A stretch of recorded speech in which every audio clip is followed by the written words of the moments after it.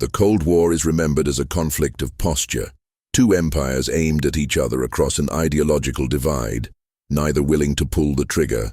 That version is easier to accept. It suggests restraint. It implies that reason prevailed. But the actual mechanics of the Cold War were not built on restraint. They were built on the assumption that human decision-making would be too slow, too compromised, or entirely absent when it mattered most. Between 1947 and 1991, both the United States and the Soviet Union constructed procedures designed to function without consent, without confirmation, and in many cases, without the knowledge of the people they were meant to protect. These were not theoretical protocols. They were tested, rehearsed, and in some instances partially executed. What follows is not speculation. It is documentation of systems that treated global annihilation as a scheduling problem. In 1956, the United States Air Force instituted a program called Chrome Dome. The official designation was Operation Head Start, but it became known internally by its more direct name.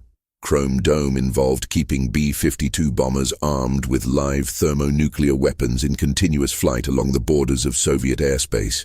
The planes flew in shifts. When one landed, another took off.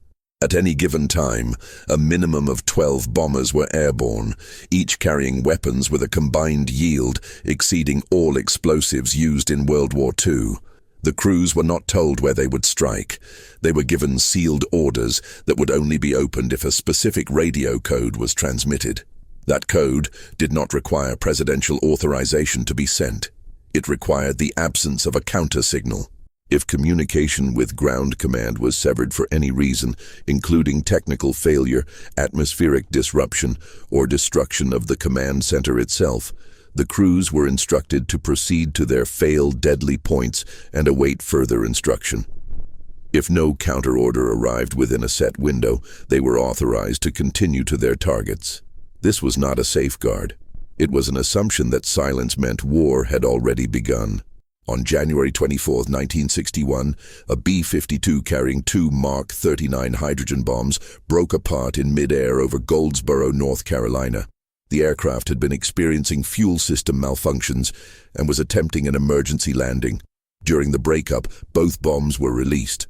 One descended by parachute and landed in a tree. The other hit soft ground and embedded itself vertically. Recovery crews discovered that 5 of the 6 safety interlocks on the parachuted bomb had failed. A single low-voltage switch remained between the weapon and a 3.8 megaton detonation. The second bomb's arming mechanism was never fully recovered. It remains buried under farmland. The Air Force purchased an easement to prevent excavation. No one was informed at the time. Declassified documents released in 2013 confirmed that the weapon had come within one step of a full-yield detonation. The crews involved were not reprimanded. Chrome Dome continued for another 7 years. In 1962, the Soviet Union began constructing launch facilities in Cuba.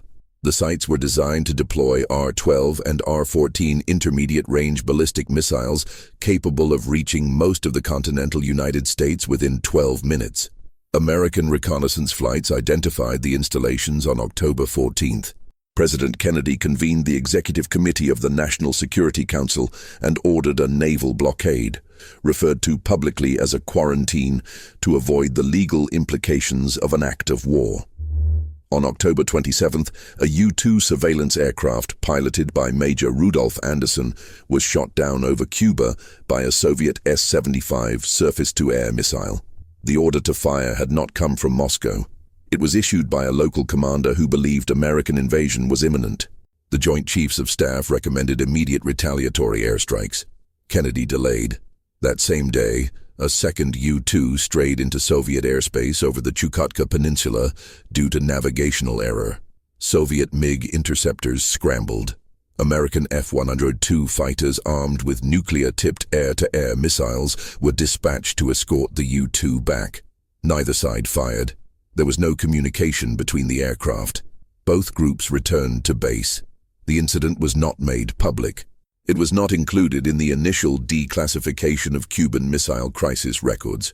It appeared in a footnote in a 1992 National Security Archive release.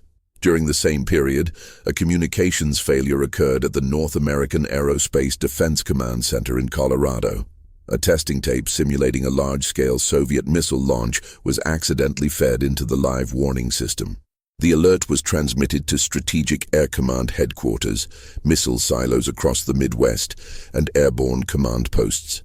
Bomber crews began engine start procedures. Missile launch officers retrieved their code authentication materials. The error was identified within 6 minutes when a secondary radar network reported no inbound objects. The all-clear was issued. The system had no automatic verification process. It relied on human judgment to cross-check the data. On that day, the judgment occurred in time. The procedures did not require it. Beneath the North Atlantic, Soviet submarine B-59 had been submerged for days, attempting to evade American destroyers and forcing the blockade. The vessel was running out of battery power. Internal temperatures exceeded 120 degrees Fahrenheit. Carbon dioxide levels were rising. The crew had not received communication from Moscow in over a week. American destroyers began dropping practice depth charges to force the submarine to surface for identification. The charges were small, designed to signal rather than damage, but the crew of B-59 had no way of knowing that. Captain Valentin Savitsky believed war had begun. The submarine was equipped with a nuclear-tipped torpedo. Soviet protocol required agreement from 3 officers to authorize its use. The captain and the political officer both consented. The 3rd officer, Vasily Arkhipov, refused. The submarine surfaced. It was identified, allowed to leave, and returned to Soviet waters. The existence of nuclear torpedoes on the submarines was not known to American forces.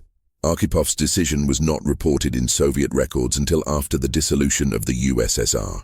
He received no commendation. He continued service and died in 1998. In 1974, the United States began deploying the Safeguard program, an anti-ballistic missile system designed to protect Minuteman ICBM silos in North Dakota. The system used nuclear-tipped interceptor missiles to destroy incoming warheads. The logic was that a nuclear explosion in the upper atmosphere would generate an electromagnetic pulse and radiation field sufficient to disable or destroy multiple inbound weapons simultaneously. The interceptors were housed in silos near the town of Nakoma. The system became operational in October 1975. It was deactivated in February 1976. Congress had determined that the protection it offered was marginal and the cost unsustainable. The site was abandoned. The missiles were removed, but the infrastructure remained. The pyramid-shaped radar building is still there. It is not open to the public. The interceptor silos were filled with gravel. The land was returned to agricultural use. No environmental impact study was conducted at the time. Throughout the 1950s and 60s, the United States conducted a program known as Project 112, which included a subset called Project SHAD, an acronym for Shipboard Hazard and Defense. The program tested the vulnerability of Navy vessels and personnel to chemical and biological weapons. Live agents were released in open air and shipboard scenarios. Personnel were not informed that live agents were being used. They were told the tests involved simulants. Agents tested included sarin, VX nerve gas, and bacterial pathogens such as Coxiella burnetii and Francisella tularensis. In one test, a barge off the coast of Hawaii released aerosolized agent over a Navy vessel to measure dispersal and contamination rates. Crew members were monitored for exposure symptoms but were not told what they had been exposed to. The program was classified until 2002, when the Department of Defense released partial records following inquiries from veterans experiencing unexplained illnesses. Many test records were lost or destroyed. Participant lists were incomplete. Compensation claims were difficult to verify. The program had not been designed to track long-term health outcomes. In the Arctic, the United States Army constructed Camp Century, a subterranean military installation built directly into the Greenland ice sheet. The official purpose was to test construction techniques in extreme cold environments. The actual purpose was Project Iceworm, a plan to deploy medium-range ballistic missiles beneath the ice in a network of tunnels spanning hundreds of miles. The missiles would be mobile, moved on rails to prevent targeting by Soviet forces. The base was powered by a portable nuclear reactor, the PM-2A, which operated from 1960 to 1963. The reactor generated significant waste, including irradiated water and damaged fuel elements. These materials were stored in snow tunnels under the assumption they would remain frozen indefinitely. The base was abandoned in 1967 when engineers determined that ice sheet movement made long-term stability impossible. The reactor was removed, but the waste was not. It was left in place, buried under snow. Climate research published in 2016 indicated that sections of the Greenland ice sheet are now melting at accelerating rates. The waste site is estimated to be exposed within the next several decades. There is no remediation plan. Jurisdiction is contested. Denmark, which governs Greenland, was not informed of the waste disposal at the time. During the same period, the Soviet Union developed a system known as perimeter, later identified in Western intelligence as Dead Hand. It was a semi-automatic retaliatory nuclear command system designed to ensure a second strike even if the Soviet leadership and all command centers were destroyed in a first strike. The system used seismic radiation and pressure sensors distributed across Soviet territory to detect nuclear detonations. If the sensors registered multiple impacts and communication with leadership was lost, the system would autonomously activate. It would transmit launch codes to all remaining missile silos and mobile launchers via low-frequency radio signals sent by command missiles launched specifically for that purpose. These command missiles would fly over Soviet airspace, broadcasting continuously. Any operational missile installation receiving the signal would launch without further human input. The system was tested in the 1980s. It was declared operational. According to statements made by former Soviet and Russian officers, including Colonel General Andrian Danilevich and engineer Vladimir Yarinich, the system was never fully deactivated. Russian officials have declined to confirm or deny whether a modified version remains active. The logic of the system was not to win a nuclear war, but to ensure that starting one would guarantee mutual destruction even if decapitation of leadership occurred in the opening minutes. In 1979, another malfunction occurred at NORAD. A technician conducting a system test loaded a training scenario into the live network. The scenario simulated a Soviet submarine-launched ballistic missile attack. Alerts went out. National Security Advisor Zbigniew Brzezinski was awakened and informed that 220 Soviet missiles were inbound. He was preparing to call President Carter when a second call reported the number had been revised to over 2,000. Before he could initiate the call, a third update informed him the alert was an error. The entire sequence lasted less than 6 minutes. Brzezinski chose not to wake his wife. He assumed if the report was accurate, she would be dead before he could explain. The failure prompted a system review, but no structural redesign. The training tape was labeled more clearly. Protocol required a verbal confirmation before inserting it. There was no technological barrier to prevent the same error. In the Pacific, the United States operated a facility on Johnston Atoll that served as a storage and disposal site for chemical weapons. Munitions containing sarin, VX, mustard gas and other agents were stored in bunkers and later incinerated using a custom-built facility that became operational in 1990. Prior to incineration, some weapons were destroyed by open-pit detonation or sea dumping. Between 1971 and 1977, the United States disposed of obsolete chemical weapons by loading them onto ships, sailing into deep ocean zones, and rolling the containers overboard. This was done under Operation Chase, an acronym for Cut Holes and Sink 'em. The locations were recorded, but precise coordinates were often vague. Some disposal zones were later found to overlap with commercial fishing areas. Containers were not designed to remain sealed indefinitely under deep-sea pressure. No long-term monitoring system was implemented. The practice was discontinued following international environmental agreements, but the weapons remain on the ocean floor. The Soviet Union maintained a similar approach. In the Kara Sea and the Sea of Japan, the Soviet Navy disposed of decommissioned nuclear reactors, spent fuel, and damaged submarines by scuttling them in deep water. At least 18 nuclear reactors were dumped, along with thousands of containers of solid and liquid radioactive waste. Some reactors were still loaded with fuel. Environmental studies conducted in the 1990s by the Russian government and Norwegian research institutions detected elevated radiation levels in localized zones. The risk of widespread contamination was considered low due to ocean dilution, but the long-term integrity of reactor containment structures is unknown. Recovery is not considered technically feasible. The sites are marked on navigation charts, but are not actively monitored. In 1980, a Titan II missile in its silo near Damascus, Arkansas experienced a fuel leak following a maintenance accident. A technician dropped a socket wrench which fell and punctured the missile's first-stage fuel tank. Aerosine 50, a hypergolic propellant, began leaking into the silo. The area was evacuated. Air Force personnel attempted to stabilize the missile and vent the fumes.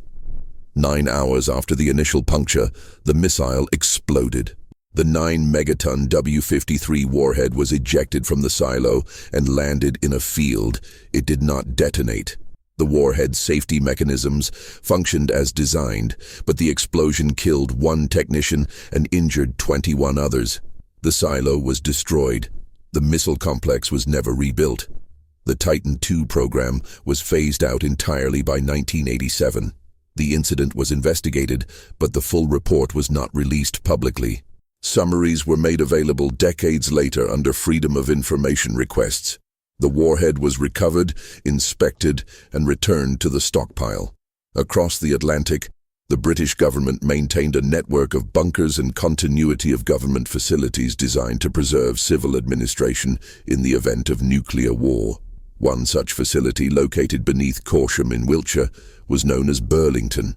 It was a massive underground city equipped to house 4,000 government officials, military personnel, and support staff.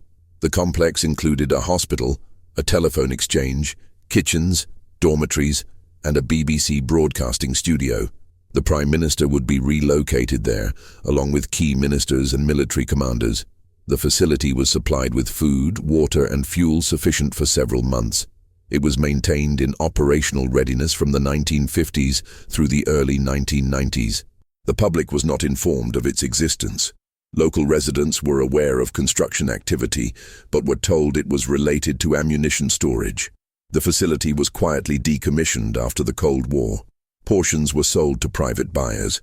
Some sections remain restricted. The site is not marked on standard maps.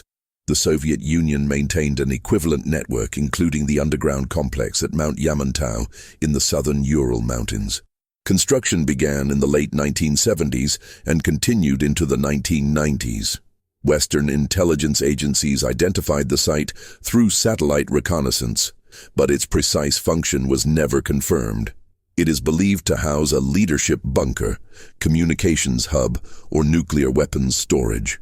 Russian officials have offered conflicting explanations, including suggestions that it is a mining site or a repository for national treasures. The construction effort was immense, involving the excavation of millions of tons of granite and the building of supporting infrastructure including roads, rail lines, and entire closed towns to house workers. The site remains active. It is heavily guarded. No international inspectors have been granted access. During the 1980s, the United States began developing the Strategic Defense Initiative, commonly known as Star Wars. The program aimed to create a space-based missile defense system using satellites equipped with lasers, particle beams, and kinetic interceptors. The concept was that incoming Soviet missiles could be destroyed during their boost phase before they released their warheads and decoys. Billions of dollars were invested. Prototypes were tested. None achieved reliable intercept capability. The program faced technical limitations related to targeting speed, power generation, and discrimination between warheads and debris. It also faced strategic criticism. If one side believed it could defend against retaliation, it might be more willing to strike first. The program was scaled back in the 1990s, but never entirely abandoned. Successor programs continued under different names, including the Missile Defense Agency's current ground-based and sea-based interceptor systems. The underlying problem remains unsolved. A defense that works most of the time is not sufficient when a single failure means a city is destroyed. In the Arctic Ocean, both superpowers deployed submarines equipped with ballistic missiles beneath the polar ice cap. These submarines could remain submerged for months, moving slowly under the ice to avoid detection. Their locations were unknown, even to their own command structures in some cases. Communicated only through scheduled or emergency transmissions, the submarines carried enough nuclear firepower to annihilate entire continents. Their orders were conditional.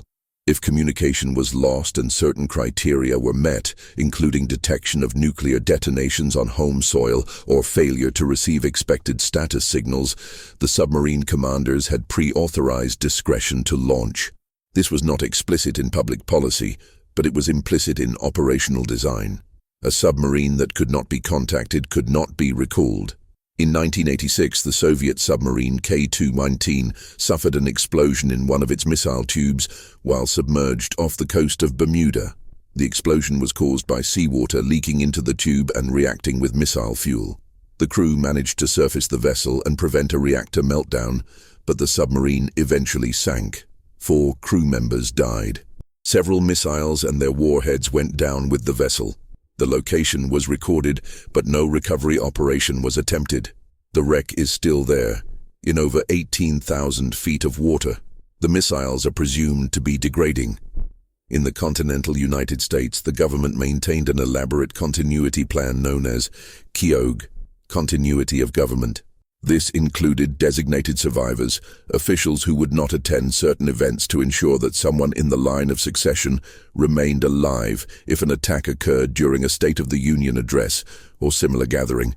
It also included Mount Weather, a bunker facility in Virginia designed to house executive branch leadership. The facility contains underground streets, a small lake fed by aquifers, and support infrastructure for long-term habitation.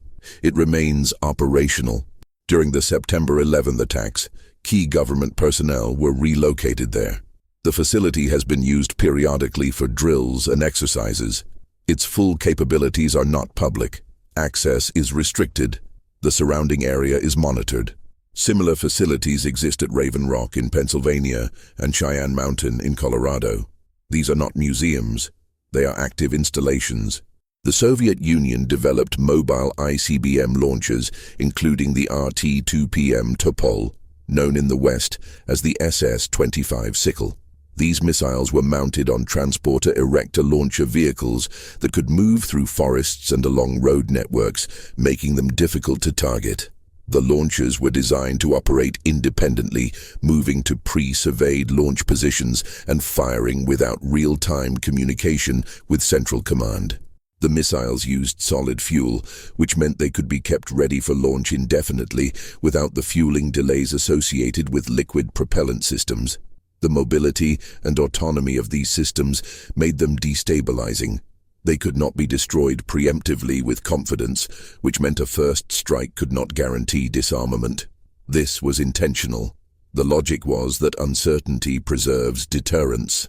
Russia continues to deploy mobile ICBMs, including the newer RS-24 Yar system. The strategy has not changed. In the deserts of Nevada and Kazakhstan, both nations conducted extensive nuclear testing. The United States detonated over 1,000 nuclear devices, including atmospheric, underground, and underwater tests. The Soviet Union conducted a similar number. Many of the tests were experimental, exploring weapon designs, yields, and effects.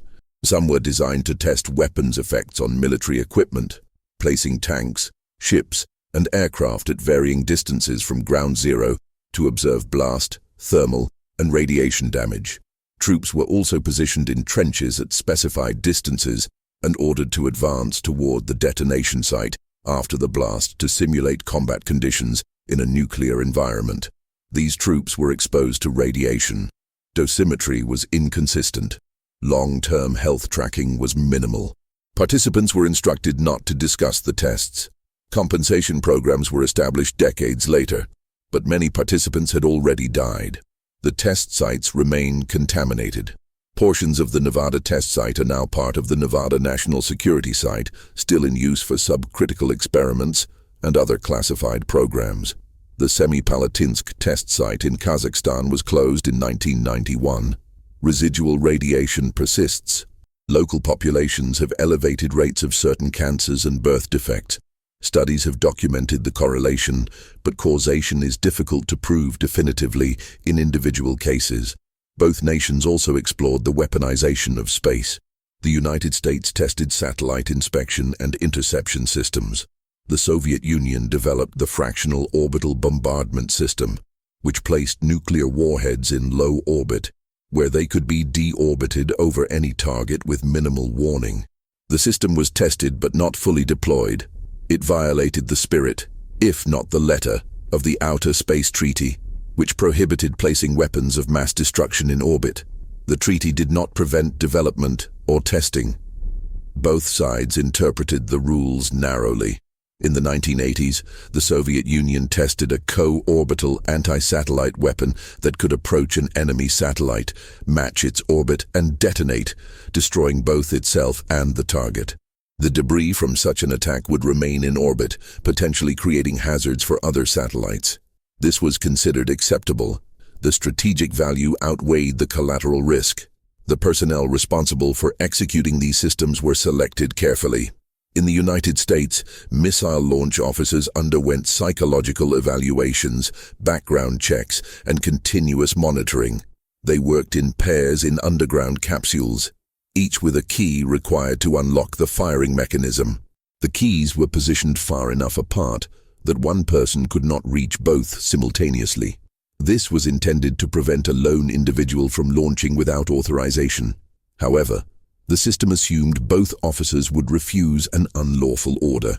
It did not account for scenarios in which both might be convinced the order was lawful due to misinformation, stress, or procedural confusion.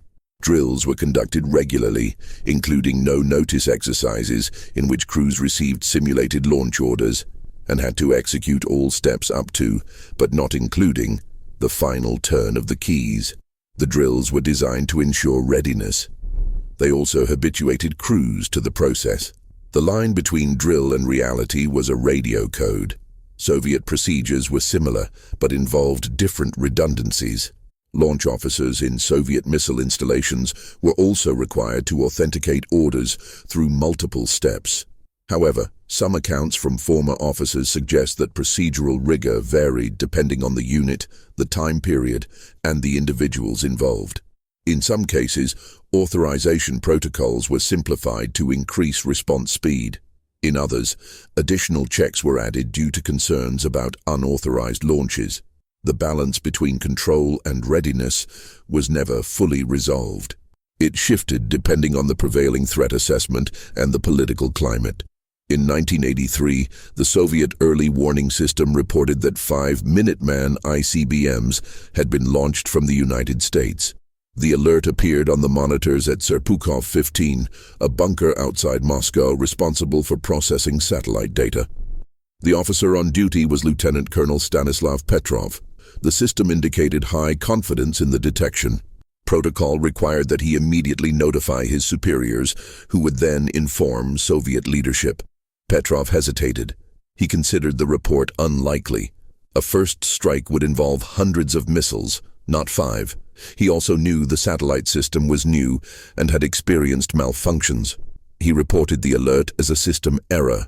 No missiles arrived. Subsequent analysis determined that sunlight reflecting off clouds had been misinterpreted by the satellites as missile launches. Petrov was not rewarded. He was reassigned and later retired. His decision was not formally acknowledged by the Soviet government. It became known in the West only after the Cold War ended. Petrov gave a few interviews in later years. He did not consider himself a hero. He said he was just doing his job. He died in 2017. The infrastructure of the Cold War was not dismantled when the Berlin Wall fell. Many systems were deactivated, but deactivation is not the same as elimination. Missile silos were emptied, but the silos remain. Bunkers were closed, but the tunnels are still there. Submarines were decommissioned, but their replacements were built. Treaties reduced warhead numbers, but thousands remained deployed. The procedures that allowed for launch without full consultation, the sensors that could misinterpret data, the doctrines that assumed speed was more important than certainty. These were products of a specific technological and political moment, but the logic that created them has not disappeared. It has adapted. Nuclear weapons are now more accurate, more reliable, and in some cases, lower yield, which makes them more conceivable to use in limited scenarios. The distinction between strategic and tactical weapons has blurred. Delivery systems have diversified. Hypersonic glide vehicles, air-launched cruise missiles, and submarine-launched drones create new response dilemmas. Detection and decision windows have shortened. Automation has increased. The number of people involved in the decision chain has decreased. The Cold War established a template in which procedural momentum could substitute for deliberate choice. That template was not retired. It was refined. The agreements that ended the Cold War, including the Intermediate Range Nuclear Forces Treaty and the Strategic Arms Reduction Treaties, were built on the assumption that both sides preferred stability over advantage. That assumption held for a time. It is now contested. The INF Treaty was abandoned in 2019. New START is set to expire in 2026. An extension is not guaranteed. The diplomatic architecture that constrained deployments and provided transparency is eroding. The systems designed to function without consent are still operational, and the constraints that limited their use are weakening. The Cold War ended not because the dangers were resolved, but because the political structures sustaining the confrontation collapsed. The Soviet Union dissolved due to internal economic and political failures, not because a strategic breakthrough made nuclear weapons obsolete or because a treaty eliminated the underlying risks. The weapons remained. The doctrines remained. The infrastructure remained. What changed was the flag flying over the facilities, the procedures, the sensors, the missiles, the warheads, the bunkers, the submarines, the satellites, and the institutions that manage them continued. They were recalibrated, reassigned, and in many cases, modernized. The Cold War was not concluded. It was paused. The systems built to execute decisions without requiring human judgment or consent were never fully dismantled. And the logic that created them, the belief that survival depends on speed, automation, and the willingness to delegate irreversible choices to machines and protocols, remains embedded in the military and political infrastructure of the states that inherited the Cold War's arsenal.